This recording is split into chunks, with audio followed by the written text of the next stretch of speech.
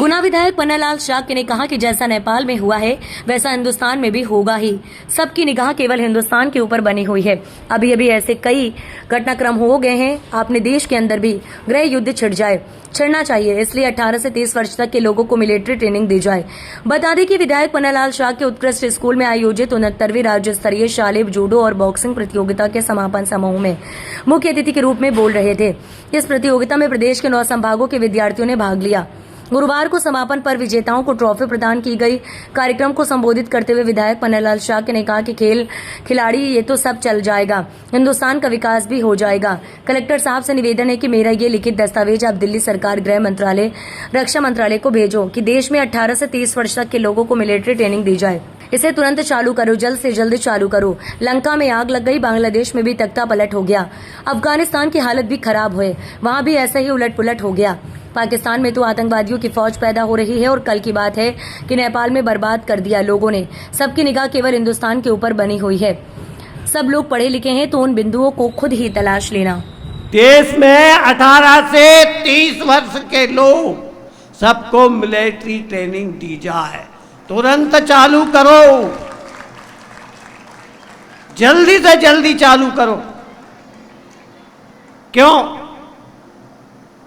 लंका में आग लग गई, बांग्लादेश में भी तख्ता पलट हो गया, अफगानिस्तान की हालत भी बहुत खराब है, वहाँ भी ऐसे ही उलट पुलट हो गया। पाकिस्तान में तो आतंकवादियों की फौज पैदा हो रही है। और कल की बात है कि नेपाल भी बर्बाद कर दिया लोगों ने।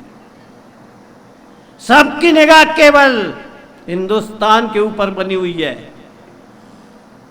केवल हिंदुस्तान के ऊपर। और अगर इस पर गौर नहीं की हमने और 18 से 30 वर्ष के लोग तैयार नहीं हुए तो याद रखना अभी अभी ऐसे कई घटनाक्रम हो गए कि अपने देश के अंदर भी गृह युद्ध छिड़ जाए। छिड़ना चाहिए, मैं वो उल्लेख नहीं करूंगा, सब लोग पढ़े लिखे हैं ना, तो उन बिंदुओं को आप खुद ही तलाश लेना। आप कहोगे वाह वाह साहब, हम तो राज्य स्तरीय खेल प्रतियोगिता कर लिए, हमने तो कुछ नहीं होने वाला, कुछ नहीं होने वाले भरोसे में मत रहना। जब रामचंद्र जी ने, श्रीमान थोड़ा सा 2-3 घटना, बस ज़्यादा नहीं लंबी, क्या मेरे को भी भूख लग रही है, मेरे को गोली दवाई खाना आता। रामचंद्र जी ने जब धनुष तोड़ दिया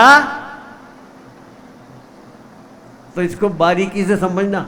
उस जमाने की सबसे सुंदर महिला थी सीता। तो जितने भी वो सभासद आए थे ना, दूर देश के राजा, उन्होंने कहा ये तो कल का बच्चा है, दूध मुआ, चलो अपन सब मिलके इसको हरा देते हैं और सीता को अपन ले जाते हैं।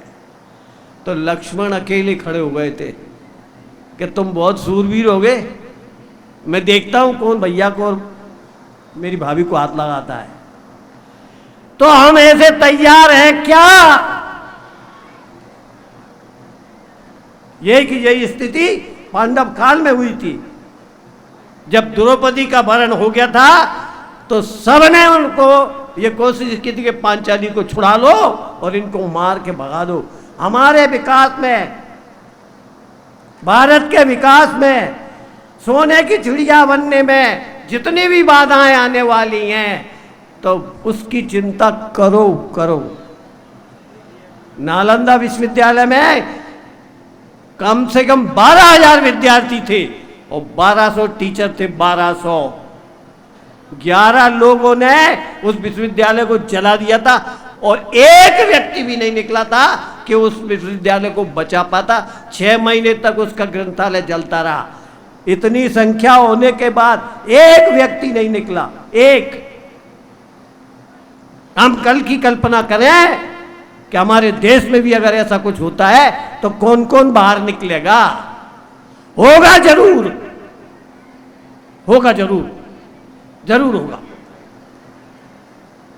ये मैं बिल्कुल चुनौतीपूर्ण कह रहा हूं क्योंकि मुझे भी ये दिख रहा है। बहुत दूर से देखता हूं मैं कि आज जहां हो रहा है, आज कल जहां हो रहा है। अरे तुम यार खूब भजन कीर्तन करने वाले हो, तुम्हें समझ में नहीं आई थी? इतने जोर जोर से डीजे बजा रहे हो। सुप्रीम कोर्ट का स्पष्ट आदेश है, किसी का हार्ट फट जाए वो तो जमीन से उठ जाएगा। तुमको तुम्हारा मजा ही आ रहा है, लगे लगे लगे डीजे का। तो ये सुधार की नहीं, ये झगड़े की जड़ है। तो ये ऐसा कुछ होने वाला है, ये बात पक्का मानना। मैं जिला दंडाधिकारी जी के करवत निवेदन करता हूं कि श्रीमान सावधान हो जाइए, नहीं तो ये जितने भी ये स्कूटी वगैरह लेके गए ना यहाँ से, कोई इनमें दो थप्पड़ लगाएगा और स्कूटी छुड़ा ले जाएगा।